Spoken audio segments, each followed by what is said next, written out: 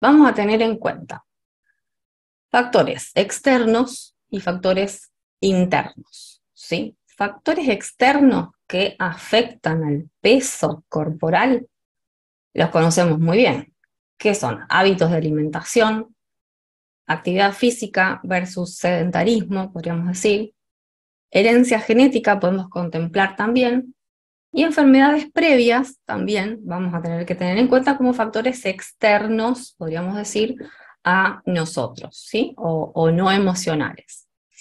Y los factores internos que son propios de la decodificación, la biodecodificación, ¿cuáles van a ser? Bueno, tenemos para empezar el proyecto sentido, que es la etapa en la que estábamos dentro del útero de nuestra madre, gestándonos, ahí creciendo, alimentándonos. Es muy importante en esta etapa justamente la multiplicación de células, ¿no?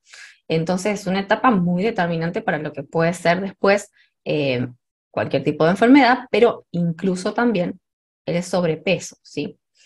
Después tenemos como factor también interno que se puede decodificar este estado, este tiempo que se llama exterogestación, ¿sí? Que incluye el amamantamiento, que incluye esos 9 meses después de que el bebé ha nacido y que todavía está muy en contacto con la mamá, ¿sí? Con todo su mundo conocido.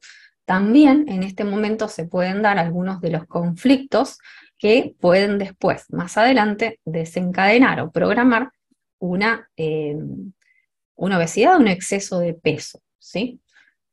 Factores internos también en la primera infancia, en la adolescencia, eh, acá en la adolescencia, donde ya se ha formado una relación entre la persona y la comida, ¿no? Y la forma de comer y los hábitos, ya está como instalada en esa etapa. Bueno, también pueden darse algunos de los conflictos que vamos a ver a continuación, que tienen mucho que ver y que se pueden decodificar, se pueden buscar, rastrear y liberar. Y después los conflictos puntuales generales de cada persona que pueden suceder en cualquier momento de la vida adulta, ¿no? De todos nosotros. Vamos entonces a hablar de cada uno de los factores externos, primero, ¿sí? Que son por ahí los que tenemos más en cuenta, más a mano, que conocemos, como los hábitos de alimentación. Todos hemos pasado por esa etapa de la adolescencia en donde podíamos comer 2, 3 platos de comida o si ven comer a un adolescente, un niño que está formándose, ¿no? Que puede comer una cantidad de comida impresionante y después, bueno, a lo mejor va a hacer ejercicio y no va a engordar. Y si esa misma persona a los 50 años continúa teniendo el mismo hábito de comer 2, 3 platos de comida, en este caso va a subir de peso, ¿sí? Porque el metabolismo ha cambiado. Entonces hay que tener en cuenta el hábito también y la etapa de la vida por la que estamos pasando. Hay algunos hábitos que traemos desde casa, hay hogares, hay mesas en donde la comida, por ejemplo, se sirve en cada plato, se sirve en la cocina, se lleva a la mesa el plato de comida y, por ejemplo, para repetir hay que levantarse, ir hasta la cocina y volverse a servir. Y en otras casas, en cambio, se lleva la fuente a la mesa, ¿no? Y hay una cantidad de comida que entra por los ojos y que entonces es más fácil volver a servirse y uno come más simplemente porque está ahí.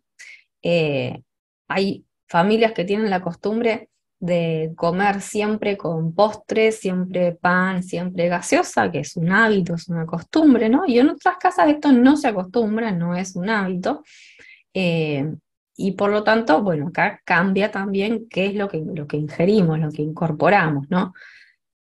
Los hábitos se construyen por repetición. De la misma manera se pueden cambiar, ¿sí? Por repetición también, es un entrenamiento, es algo que al principio cuesta, como todo entrenamiento, y después sale naturalmente. Por ejemplo, si queremos cambiar un hábito alimenticio de estos que les mencioné, ¿no?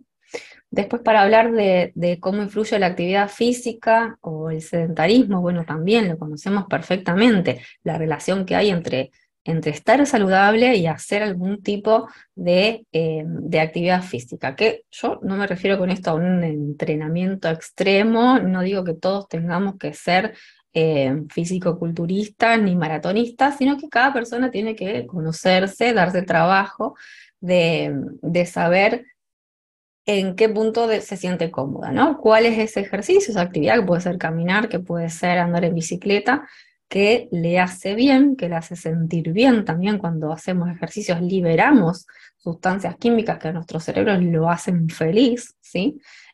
Por eso es importante encontrar que cada una busque qué es aquello que le hace bien, ¿sí? No tratar de meterse por ahí en la norma, en lo que todo el mundo pretende que hagamos. No, hay en algún punto algo que te gusta hacer, que puede ser un hábito que puedas incorporar, y eso va a ser lo que esté bien, lo que sea suficiente para vos.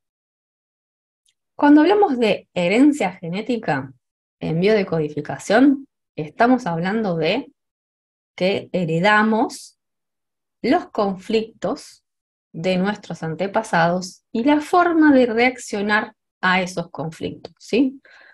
Acá cuando yo digo herencia genética es un factor que influye en el sobrepeso, no quiero decir que el sobrepeso sea hereditario, ¿no? Que es por ahí eh, lo que nos dicen los médicos. Bueno, hay predisposición genética a ganar peso. Lo que la decodificación humana plantea es que hay una predisposición genética a resolver los conflictos de una cierta manera particular que me llevan, bueno, a multiplicar adipocitos, ¿no? Eh, entonces está bueno ver cuáles son los conflictos que heredamos de nuestros antepasados, por si ahí podemos ya liberarnos de una parte, aunque sea, de ese peso, de esa carga. Y después, como último punto de factores externos que podemos considerar, tenemos las enfermedades previas, preexistentes, como puede ser el hipotiroidismo o cualquier otro problema glandular, ¿sí? El síndrome metabólico, que puede llevar también o exacerbarse, digamos, hacia la diabetes. ¿Qué pasa? Si yo voy a decodificar, encuentro un estrés en mi nacimiento porque apenas nací, me pusieron en una incubadora para ganar peso, ¿sí? La única forma de que yo vuelva con mi mamá era ganar una cierta cantidad de kilos. Bueno, encontré el conflicto, perfecto, lo trabajo, lo decodifico. Pero si yo tengo de base un hipotiroidismo, un síndrome metabólico, mi metabolismo no va a poder encargarse del todo de volver atrás eh, esta solución ganadora, ¿sí? Esta solución de supervivencia. Entonces, primero lo que vamos a hacer es controlar estas enfermedades previas asociadas que tienen que ver con detener sería ralentizar mi metabolismo, ¿sí?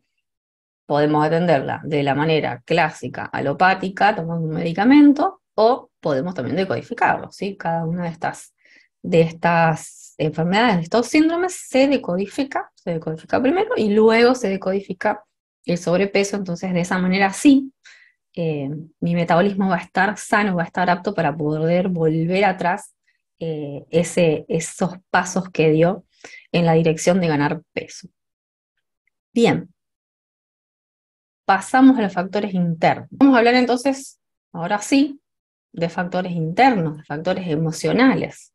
Habíamos dicho el proyecto sentido, que es este periodo desde antes de la gestación hasta, puede extenderse hasta los 9 meses después del nacimiento, bueno, según los autores, ¿no? Hasta los 3 años también, a veces se incluye el proyecto sentido.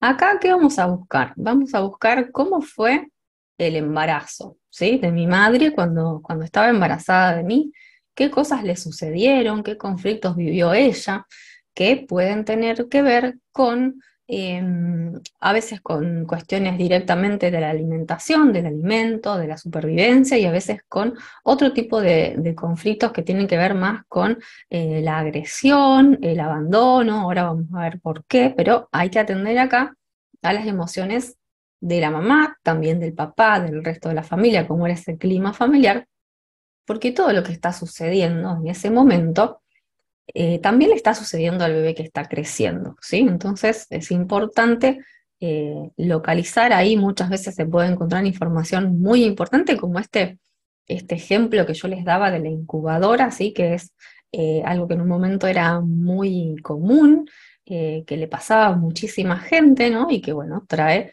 eh, a veces, dependiendo, puede traer alguna consecuencia más adelante en la salud o también incluido en el sobrepeso, ¿bien? Esterogestación y amamantamiento es un estado también muy importante porque es nuestro primer alimento, ¿no? Cuando ya salimos del útero, nacimos y estamos en contacto con ese primer alimento, con la leche materna o no, o hay otro primer alimento, entonces hay que estudiar ahí qué pasó, cómo fue, cuáles fueron las circunstancias, ¿no? Y ver si encontramos alguna clave que nos permita entender mejor nuestra relación con el alimento, con la comida, con mamá, con el apego, ¿sí? Con hábitos. Es importantísimo eh, cómo se realiza, sobre todo el destete, la etapa del destete, ¿sí? Que en un momento también bueno, tenía una duración, ¿no? De un año. Al año a las mujeres se les acababa la leche, se convertía en agua rápidamente y mágicamente.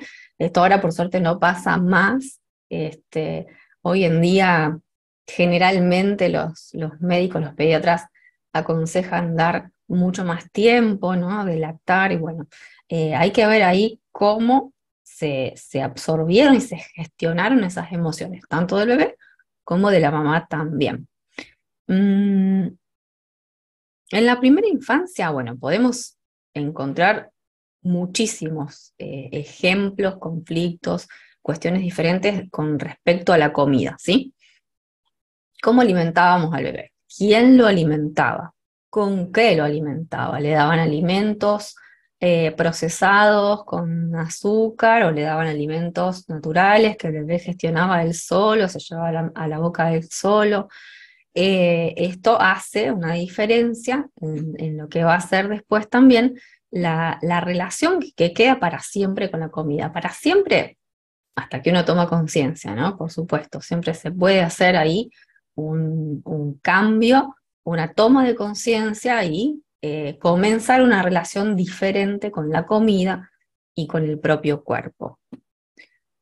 Con respecto a la etapa de la adolescencia, eh, acá generalmente es cuando salen a la luz o aparecen los trastornos alimenticios, ¿sí? Como bulimia, como anorexia. Es una etapa, bueno, sabemos, emocionalmente muy complicada, muy tormentosa, y vale la pena también, cuando decodificamos, ver qué pasaba ahí con esa persona, con ese niño, esa niña que se estaba desarrollando en la etapa de la adolescencia, ¿sí? Si se sentía bien con su cuerpo, si sus compañeros le hacían, bueno, hoy se llama bullying, antes se llamaba burla, es lo mismo, ¿no? Hacer sentir vergüenza o hacer sentir mal por alguna característica física, eso muchas veces deja una huellita ahí, ¿no? Que parece que no es importante, pero cuando lo decodificamos, uff, se libera una cantidad de emoción importante y se liberan unos pesos importantes, ¿no?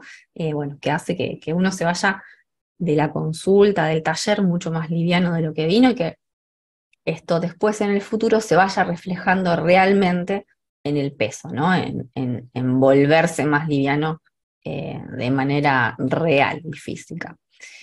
Eh, bueno, y otros conflictos puntuales de cada persona que podemos vivirlos en cualquier momento, que ahora se los voy a contar a los conflictos en sí. Vamos a pasar a la parte teórica pura y dura, así les voy a describir los conflictos eh, que vamos a estar ampliando en el taller, ¿sí? En el taller teórico práctico que vamos a dar a partir del martes.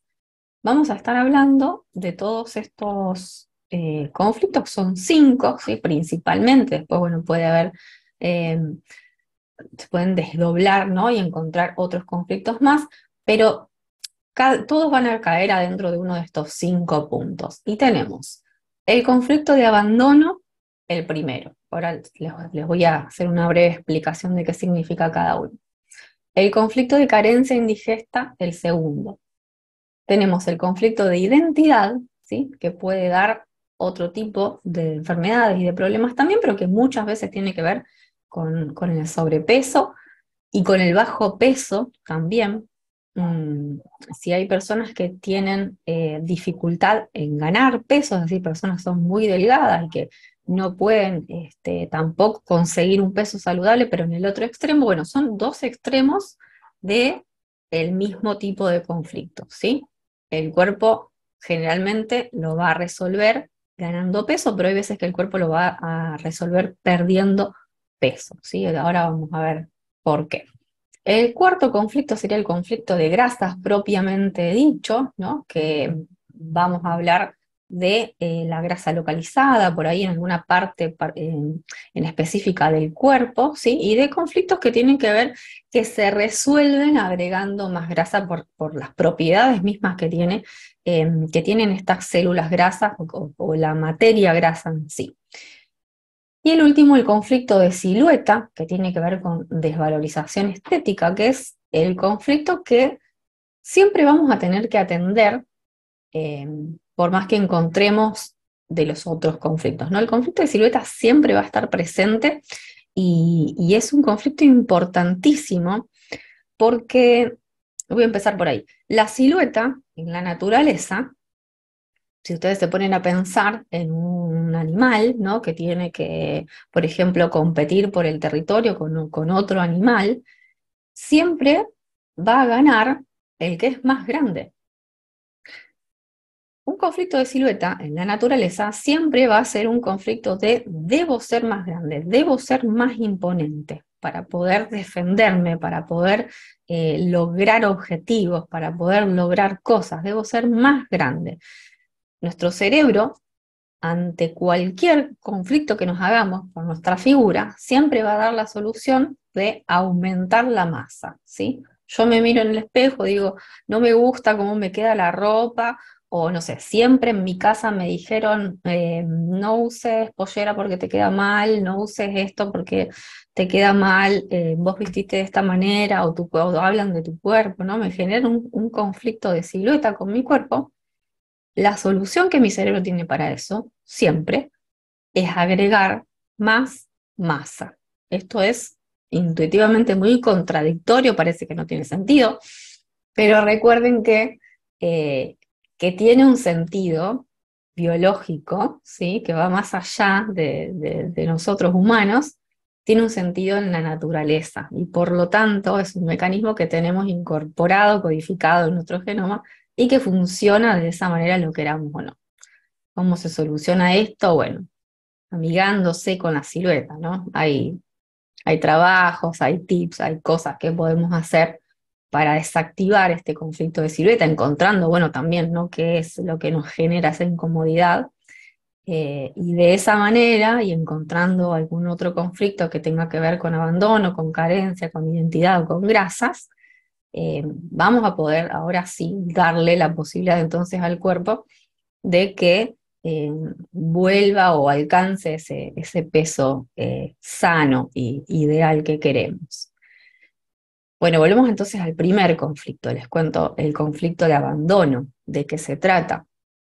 Tenemos que pensar acá en un bebé que si es abandonado en la naturaleza, está en un peligro de muerte inminente. Es uno de los estreses más grandes que puede sufrir una persona, ¿no? Entonces es un gran estrés para el cerebro se va a ocupar inmediatamente de solucionar ese estrés, ¿no? Por ejemplo, imaginemos apenas nacer, un bebé llevado directamente a quirófano o incubadora, ¿no? Es alejado de sus padres por una razón totalmente válida de salud, pero el cerebro siempre va a interpretar que está en un conflicto de abandono, ¿no? Y entonces va a programar esta solución superadora que es de hacerse más grande para poder defenderse de los depredadores o hacerse más grande para que los padres lo vean, ¿sí? Lo encuentren, lo recuperen.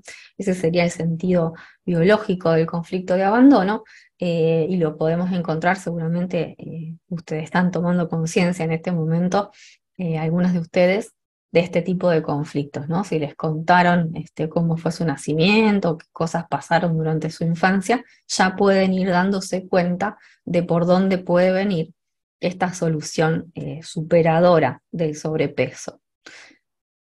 Después tenemos también el conflicto de carencia indigesta. Este conflicto se describe así. Dice, no tengo lo que quiero, tengo lo que no quiero. Es así de amplio, ¿sí?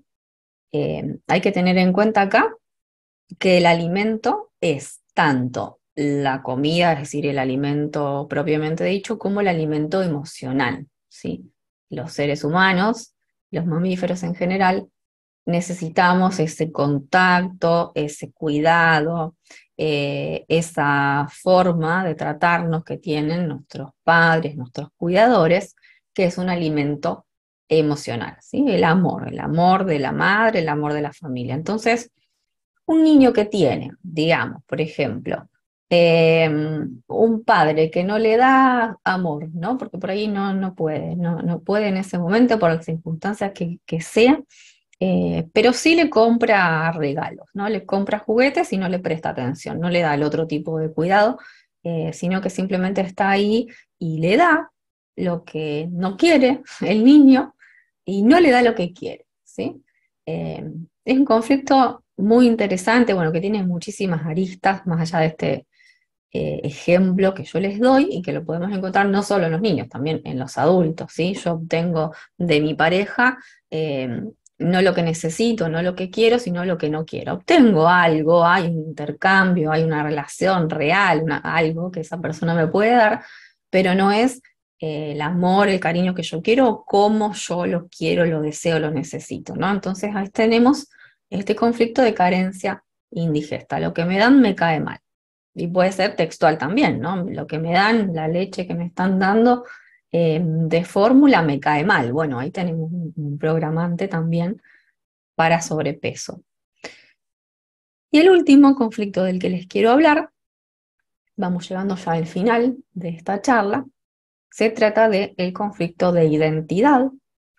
Es un conflicto que también lo decodificamos y lo vemos cuando vemos la parte de sistema digestivo de recto, ectodérmico, ¿sí? Por lo tanto puede dar ahí también otro tipo de patologías, ¿no?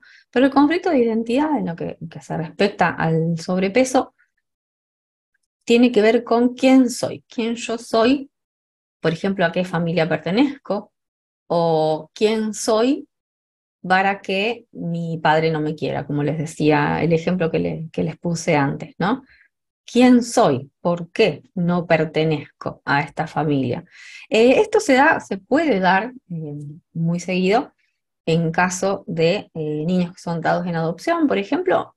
¿Y cuál es el problema acá? No es darlos en adopción, sino es que muchas veces se les oculta realmente su identidad, entonces el niño, digamos, conscientemente, por ahí no tiene un conflicto, pero inconscientemente sabe, ¿sí? Hay una parte de él que sabe que está en otra familia, ¿no? Y esa información no se da, entonces genera un conflicto emocional que tiene que ver con el conflicto de identidad y que puede programar y desencadenar también un problema de sobrepeso, ¿bien?